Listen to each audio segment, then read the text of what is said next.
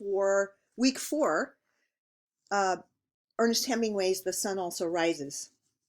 First, I wanted to just review for a minute the traditional dramatic curve. And this is, most of you, if you've taken any kind of English class in high school, you are familiar with the dramatic curve. And usually it, has these different aspects to it.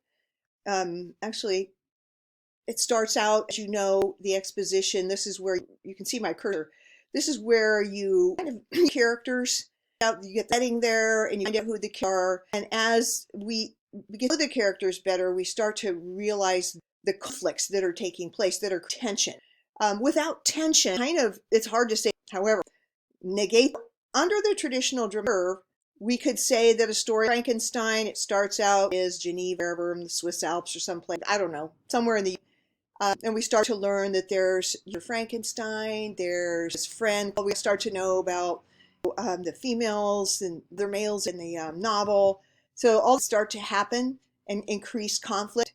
And at the climax, this is where there's so much tension built that it's got one way or the other. We can't stay at this level of, in real life, typically say in Mary Shelley's novel, that students kind of wonder, is this where it creates the monster out on revenge? There, so necessarily always know, in those styles, it's going to climax, and then the piece part come together. The falling actions is where everything starts to fall into place. Whoever's going to die is going to, lives, and the whole, the reduction of tension. The denouement, it's really a word that means hang up loose ends. As when we're in a movie theater, just went to movie theaters except all our thought was, can I afford it? Is there code? Should I wear a mask? Is it for a filter? So anyway, the correctly, if you speak French, you can bust me on that.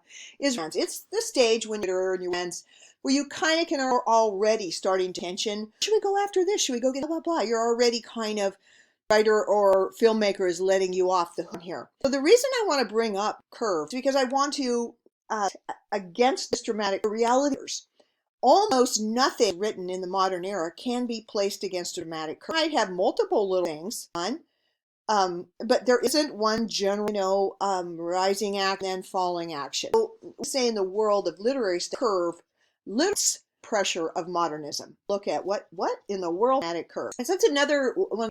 This is what makes it modern. It does not have any kind of dramatic curve. Okay, so I want to stay on this, just add some more ideas. I'm going to talk about him. I think the thing that you want to say is, even when it's a novel, he practices economical. He doesn't use excessive language to set Hemingway up against Frankenstein. The use and even dialogue in Hemingway. So I want you to this out. Like, here this Hemingway said himself. Here it is. Never confuse mood with action. That's interesting to think about. Is there movement? Are the same thing? And another thing we like to think about Hemingway is kinetic person, not a mood doer, right? So all the time. So never movement without. It's really clever to say that just because his characters are only on. We can see ourselves together to live the life and to find meaning in a disordered and confused world. With the Victorian age of rest as we knew it, replaced by loosely kind of generation, Hemingway's generation, used by, they ambition, motivation, or regards of their own action. One of the things that modernists write, including Hemingway, surface disorder or surround, but also to imply underlying unity. So pick the various ways in which become honorable and dignified and undignified. All right, so in regards to content, modernist work, new, bold. They are trying to breathe literary forms. They are making them more. One to talk about quickly is Hemingway's of dialogue, and these two concepts is the same as conversation. Real life is dialogue. How much more so when it comes to Hemingway says this: dialogue with conversation, under the assumption that you get to reality, the more but he says this, not conversation construct. It is artificial. It's more believable than real. So just as fiction self-distorted to achieve a larger truth, dialogue eliminates all the starts and ends in real life in order to reveal and move the actual encounter toward a dimension. So, of all writers, really demonstrated over his work that dialogue. It's interesting we've seen or films because we've probably seen more film books we've times manage dialogue. Dialogue heavy. I want to butt this idea of ways use dialogue up against tenet of language. The object that it seemed like language hydrated in itself had become more compressed. The value of gesture. Remember, we saw in the concept of gesture. Read that chapter on the in the quarter. I think it was the week of the questions I asked you. Note a gesture like a thumb. So here's something. Language is inadequate, dehydrated. Thought is more compressed. So you have just even more. So think about gestures are using, and it's could almost be full as dialogue. So one has these lofted sentences of thought in between. So he's a writer that use composite his style, and that's one of his hallmarks. Anti-metronome writer, that it doesn't back in the dialogue. It doesn't feel like back and forth, more stilted and non-standard. And in fact, the sound of his loud mimics the typewriter, tap tap tap, and pull the carriage right back over. That his of language and his takes it out of the dialogue, makes it more the typewriter. Add another and that's I want you to think about the narrative of the sizes. Hemingway shaped narrator. Does the narrator all knowledge? Is it omniscient? Is going to be questioning things, perception, and its relation is the way we perceive something. Also, his novel could be a huge story alienation. Remember, we talked alienation being tenets of modernism is really about lonely, insomnia, disconnectedness. Think about the purpose of this novel. I don't know that Hemingway ever to think or how to feel. That's right in there. The whole no didactic purpose, teach you a moral lesson.